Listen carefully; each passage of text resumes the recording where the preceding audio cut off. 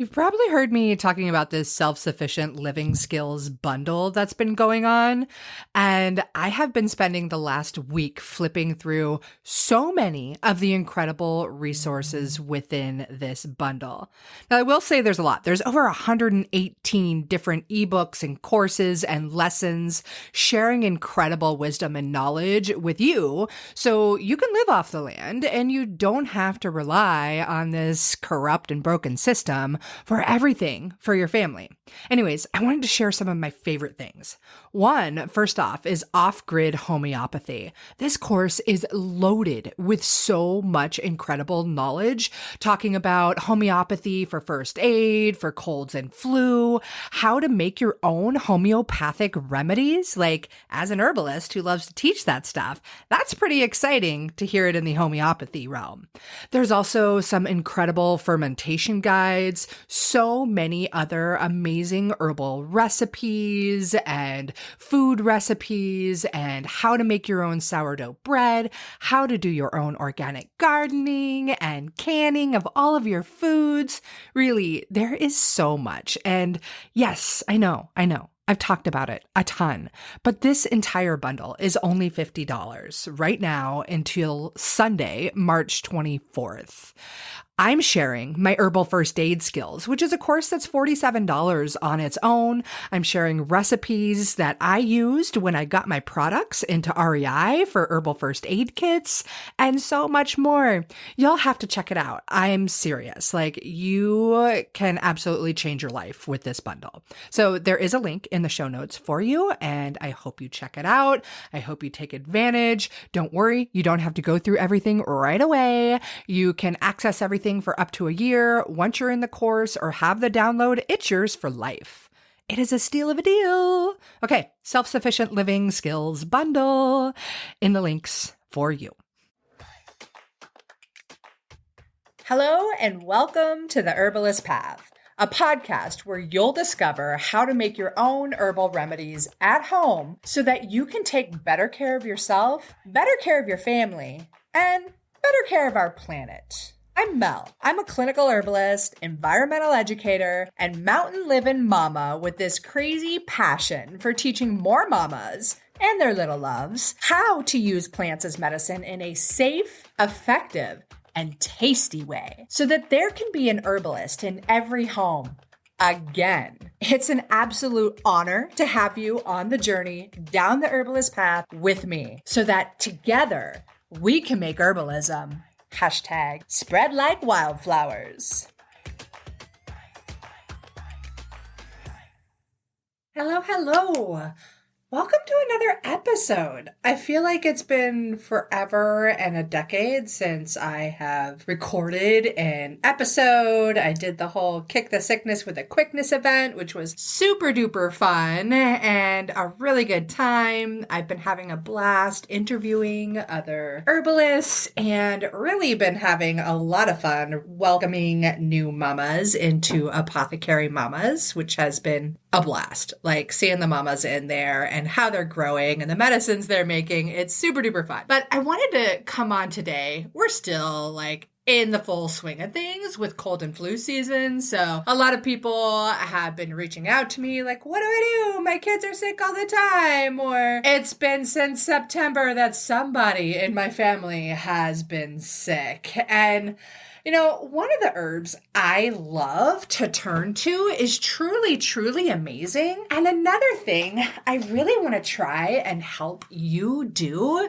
is to start looking at herbs that are known for their one thing and to look at outside of that one thing box and to really start to explore the many different ways that these herbs can help you. So today I want to talk about Echinacea because yes, she is incredibly amazing for immune health and to stimulate and boost the immune system, get all those little immune army guys ready to fight any kind of bacteria or viral infections and fungal infections. She's really, really amazing for that.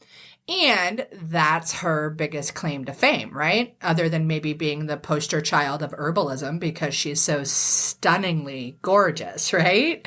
She's so pretty. Like those bright purple flowers of love. How can you not love that plant, right?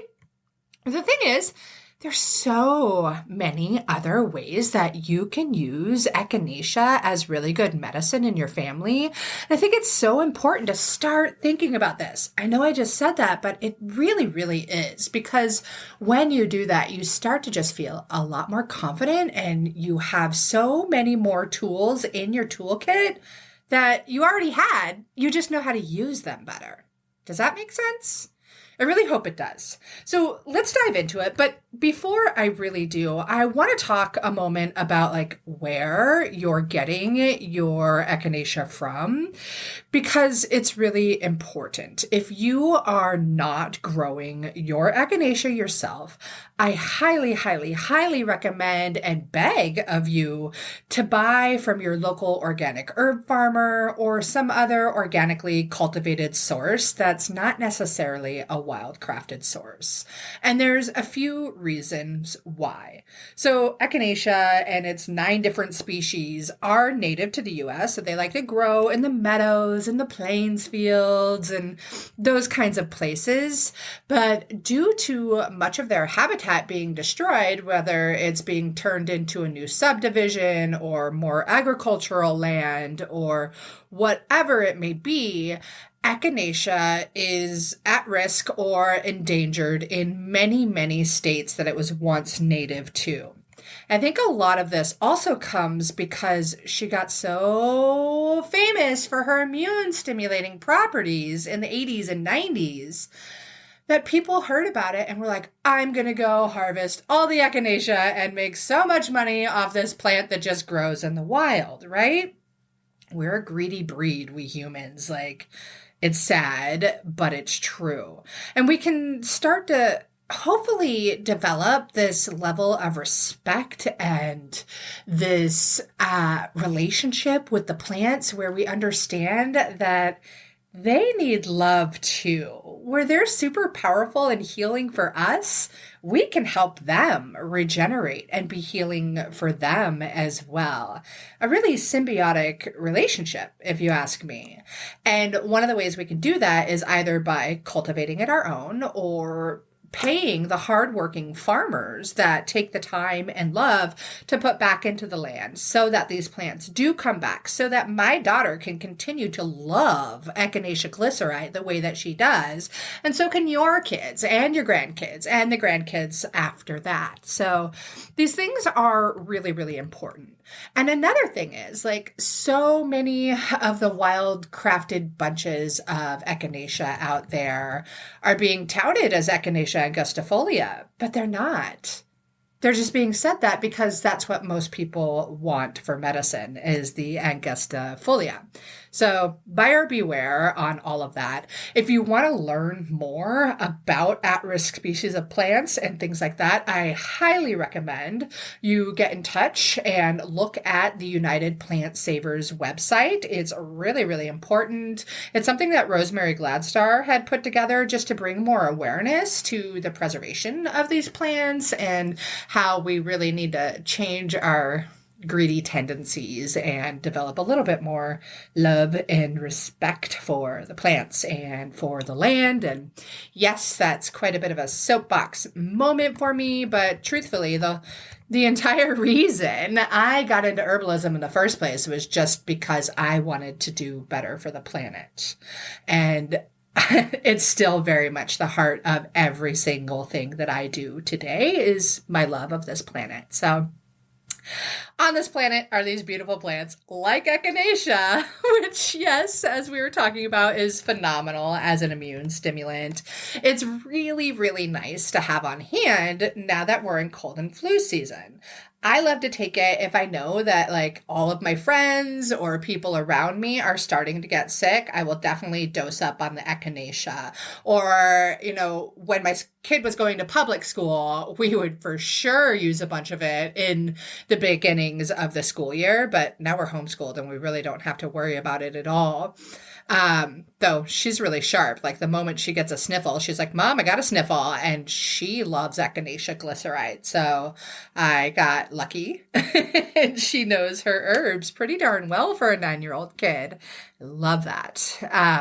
Another time you might want to consider an immune stimulant like Echinacea is when you are traveling, if you're going to be hopping on a plane or just in other areas that your body is not used to, so that your immune system can be ready to fight all of those kinds of things. So super duper helpful there. It does have really strong antiviral properties to fight off flu viruses and the herpes virus and several other viral infections.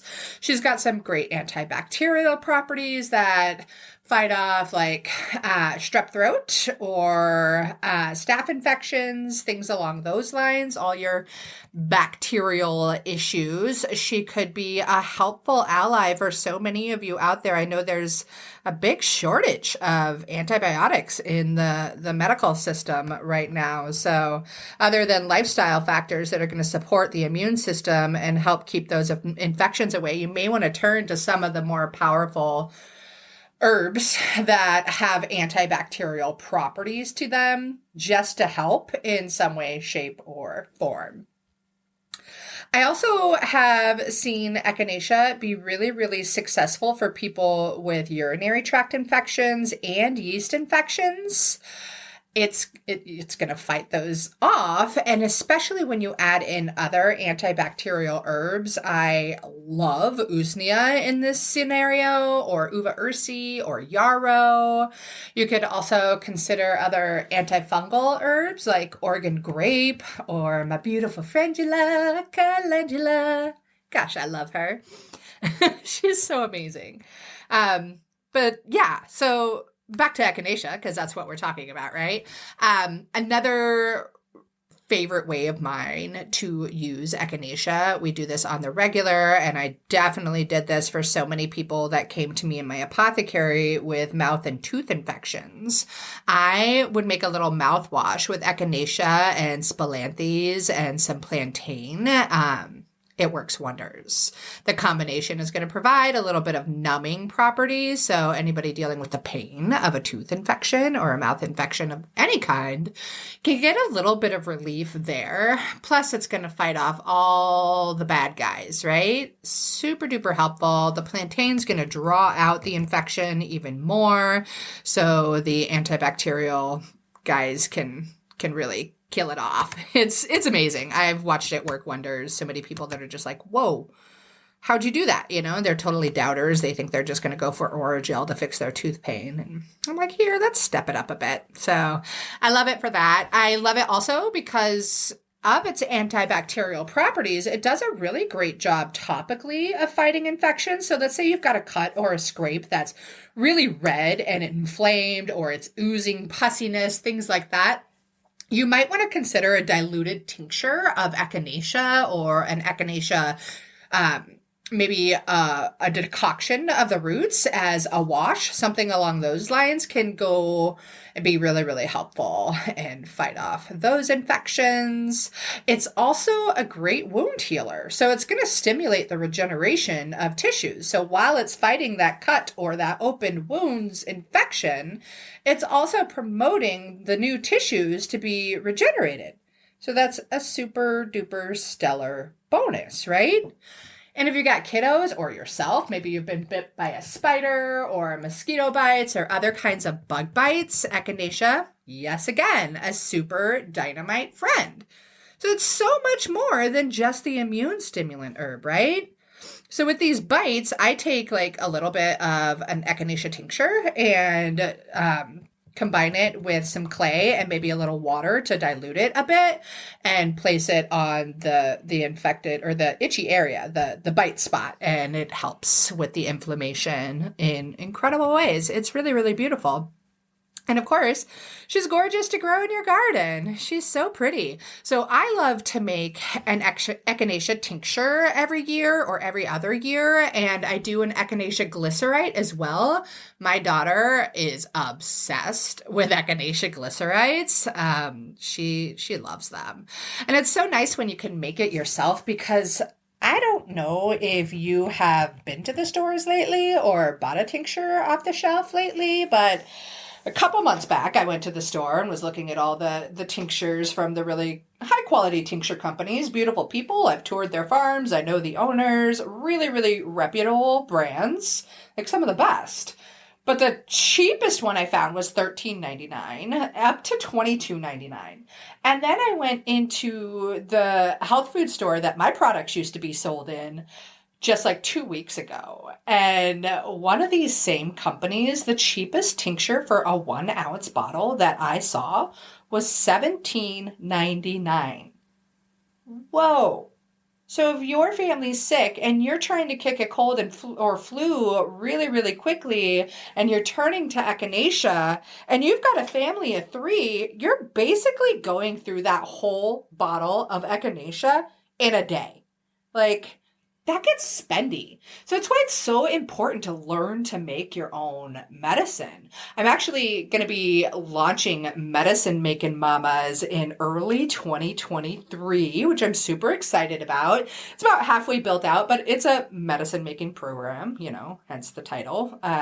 Super duper thrilled about that coming down the pipeline, because it's just going to give you like all the step-by-step processes and the thoughts to like what ratios you need, how much herb, fresh or dried herb, how much alcohol, how much glycerin. And of course we cover like honeys and, salves and oils and basically all the ways you can make different herbal remedies.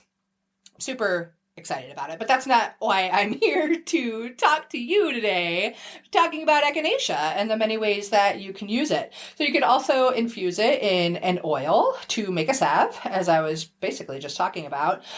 You could do a honey with the fresh roots. You do want to make sure that you don't introduce any mold or bacteria in that, and be really, really careful in that process.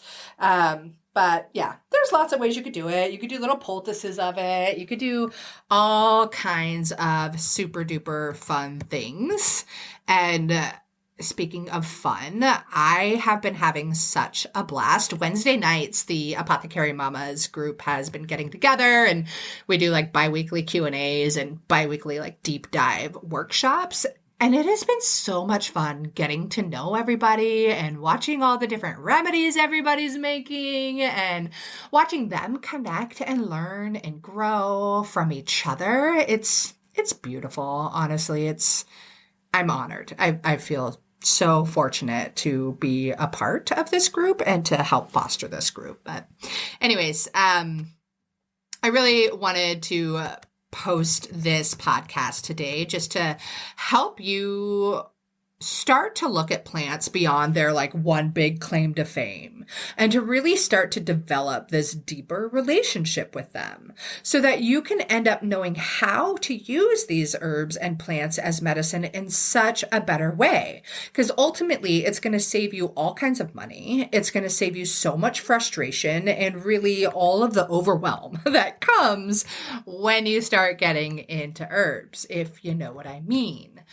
And if you love this and it has sparked your desire to dive deeper and learn about other plants on a deeper level, but not too many plants at once so you don't get overwhelmed, I have a free class. I'd love for you to join me. I'm talking about 5 of the herbs that I think are the most important to have on your apothecary shelves. And of course, I talk about many ways that you can use them, like I just did about Echinacea in this episode. So the class is free. I will for sure link to it in the show notes. I will also link to United Plant Savers. I'd love for you to pay attention to what they've got going on and support that organization and really start thinking in a more preservational way when it comes to sourcing your herbs and your plants and your medicine.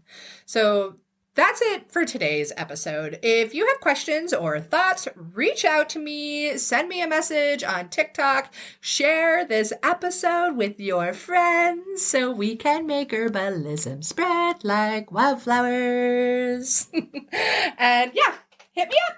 I am so grateful you tuned in, and I hope you have an amazing rest of your day.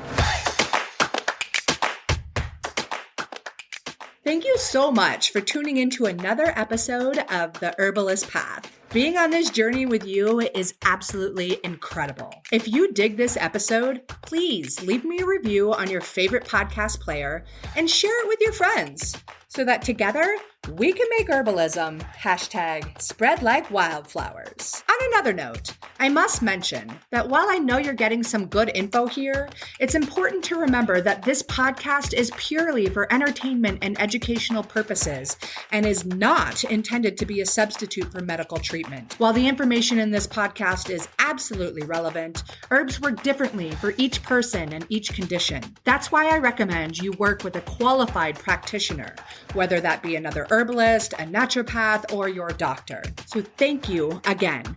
I am truly honored that you're tuning into these episodes and on the path with me to make sure that there's an herbalist in every home again. Don't forget to share this episode with your friends so that we can make herbalism #spread like wildflowers.